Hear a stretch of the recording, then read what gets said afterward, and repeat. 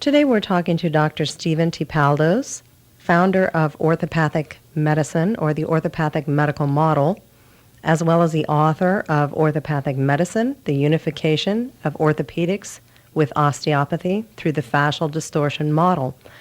This book in front of me is the third edition, of which two prior editions have been created. This is bigger, better, hard-covered. First of all, Dr. Typaldos, can you tell the listeners a bit about orthopathic medicine? Orthopathic medicine is a branch of medicine which looks at injuries from a different perspective. Instead of looking at injuries completely orthopedically, orthopathic medicine looks at them orthopedically and what's called orthopathically, meaning that the injury to the connective tissue is also taken into consideration.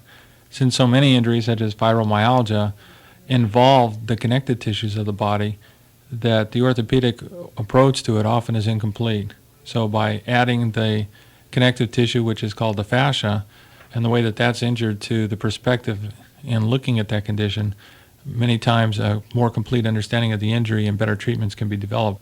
Now, you mentioned fibromyalgia as an injury. Well, I think of fibromyalgia as an injury rather than as a condition, that the fascia, which is the connecting tissue in the body, has become physically or anatomically injured, which means that it can be physically and anatomically corrected. So in the orthopathic model, fibromyalgia is considered to be an injury rather than a condition.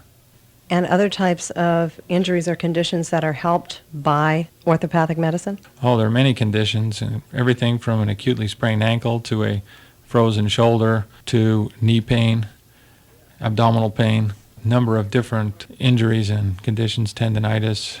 Can you explain this anatomically a little bit as far as what exactly fascia is? Well, fascia is the connective tissue of the body. It's the primary connective tissue. It makes up ligaments, tendons, fascial bands such as the iliotibial tract, which is a huge fascial band which is on the side of our thighs, perhaps 4 inches in width. In addition, fascia is found just beneath the skin. It runs in circular type of arrangements, which is cylindrically oriented, and also it runs in straight fibers which are linked together as fascial bands. So your premise is that when injury occurs, somehow this fascia is compromised, it's ruptured, it's twisted? That's correct. In every injury that orthopathic medicine looks at, the way that the fascia has become anatomically damaged is considered. And when the fascia becomes damaged in a particular way, it has a very typical type of response in the way that the person feels that injury.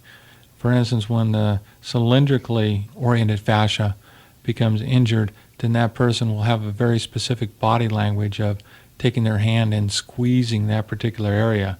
So if they hurt their shoulder and it's a cylinder type of injury to that type of fascia, then that person will take their opposite hand and squeeze their upper arm and complain of shoulder pain. So when I see that body language, that tells me that those coils of the cylinder fascia have become tangled. And this can occur in other parts of the body as well. And each of the distortions has a very specific body language in which that person who has been injured will demonstrate in the office or when asked to show where their pain is.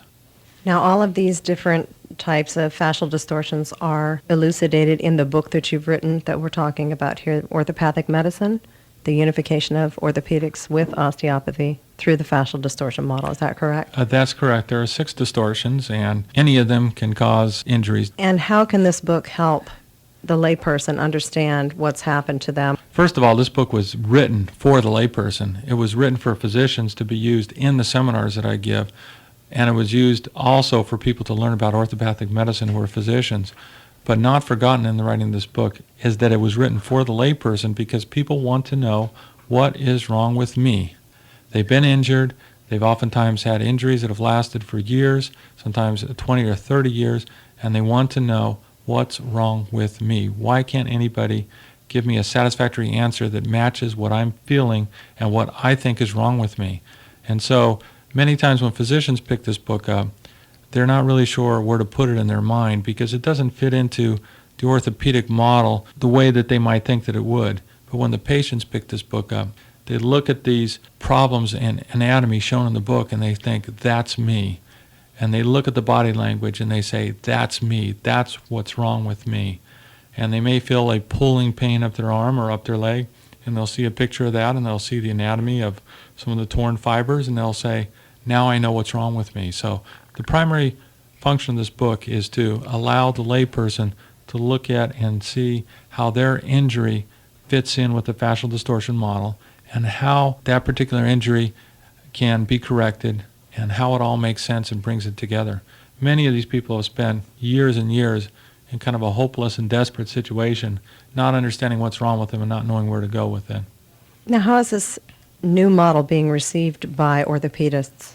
The orthopedists don't have a good understanding of how this model can benefit them, which has been a bit of a disappointment. This model is written for orthopedists to be able to use in their arsenal in understanding injuries and to make their surgical and medical treatments better. For instance, some of the injuries that involve the forearm involve the membrane between the two bones called the interosseous membrane. That particular injury, which can become malfolded, can be corrected during the surgical procedure when they fix a fracture. However, since that is not currently being done, that injury stays permanently between those two bones. Now, many times in my office I can correct that, but it would be so much better for the patients if during the surgical procedure or during the setting of the fracture that injury was corrected at that time rather than several years later when they come into my office. So I think that's a disappointment in orthopathic medicine, that the orthopedists have not grasped how this will change their practice in a very, very positive way. This is not meant to replace orthopedics. It's meant to make orthopedics better than it is today. You mentioned seminars. Tell us something about seminars that you are going to be involved in or have recently been involved in. My two most recent seminars have been in Lewiston, Maine, which was in the early part of April, where I lectured to approximately 30 family practice residents in the states of Maine, Massachusetts, and New Hampshire. My next lecture was at the end of April of this year, in which I lectured in Portland, Oregon, to approximately 25 physicians from around the country. My next lecture is going to be in Tokyo, starting in less than a week from this recording, to physicians and osteopaths in Japan. It will be 3 days long with 1 day off, and then a second level, which is going to be on upper and lower extremities, for an additional 3 days. And my next lecture after that is going to be a couple weeks later in Brussels, Belgium, to a group of approximately 30 osteopaths in Europe.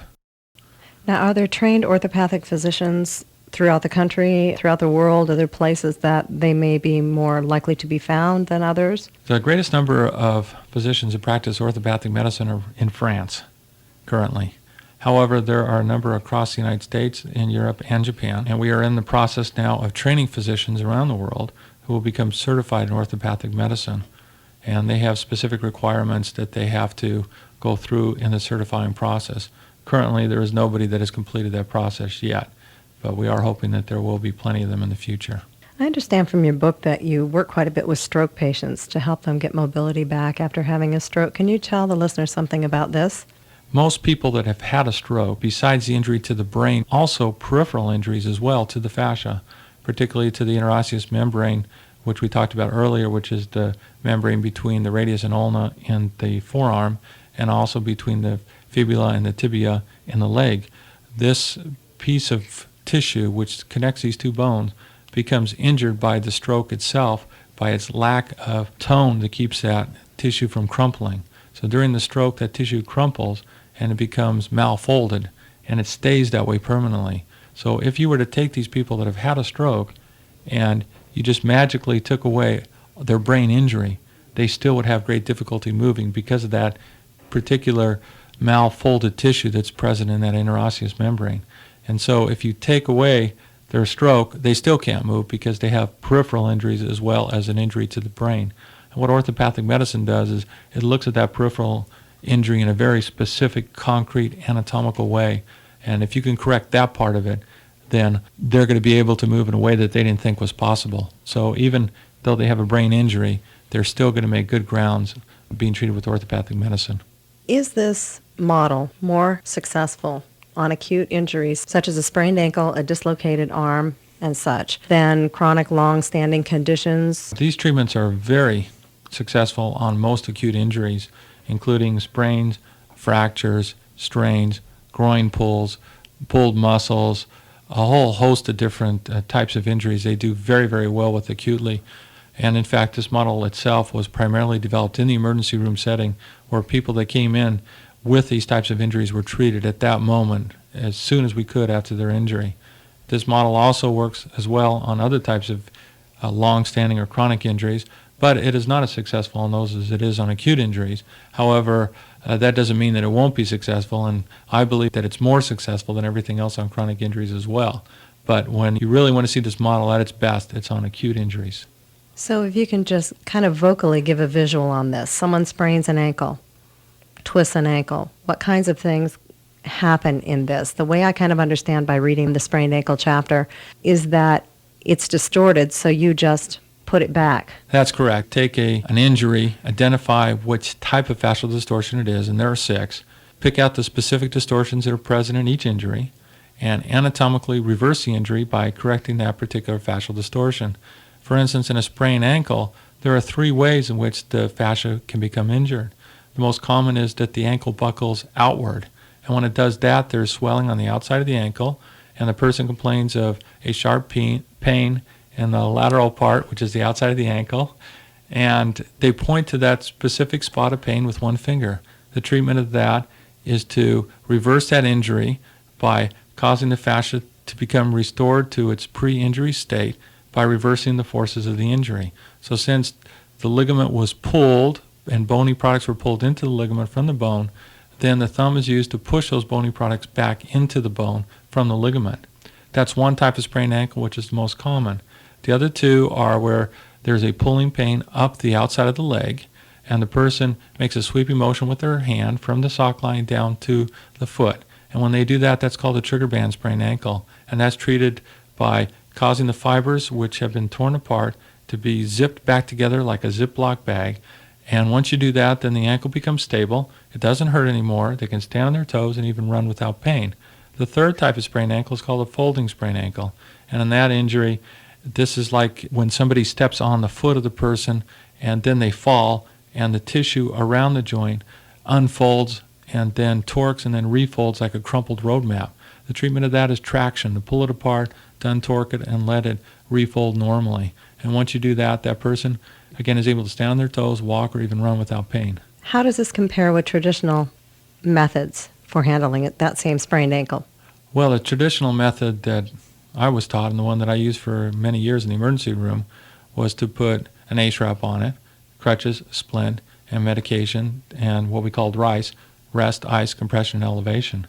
And after several days, several weeks, or even several months, then most of those people would be able to walk without a limp. However, in the orthopathic approach, this walking without a limp occurs instantaneously. So within just a few minutes of the treatment, they should be walking without a limp. So for sports injuries, Well, this is the way to go, obviously. thank you for talking to us today, Dr. Typaldos. Can you tell people how they can reach you locally? My office is at the Osteopathic Extremity Clinic, which is at 399 South Main Street in Brewer, Maine. My telephone number is 989-5879. And again, the book, if you'd like to look for it, where can this be found locally? This 3rd edition of the book can be found at my office. However, the 2nd edition of the book is at Borders Bookstore. So again, you're looking for public Orthopathic Medicine, the unification of orthopedics with osteopathy through the Fascial Distortion Model. And thank you very much for being with us today, Dr. Typaldos. Thank you.